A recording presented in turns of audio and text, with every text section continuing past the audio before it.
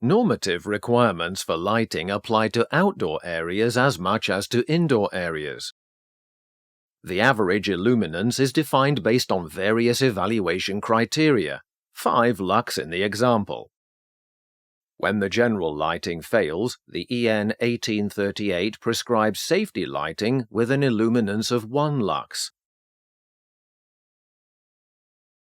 Outdoor escape routes must be illuminated all the way to a safe area, for example to a designated assembly point.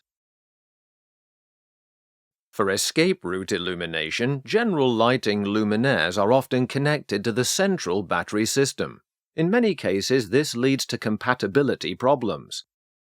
Or additional safety luminaires are installed that do not match the design of the general lighting.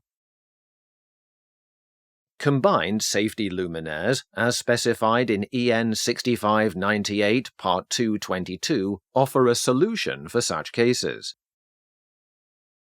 These contain 2 light sources and 2 LED drivers for general lighting and for emergency operation. This means that you only need 1 combined luminaire from Inotec for general lighting, which additionally includes the necessary technology to comply with safety lighting standards.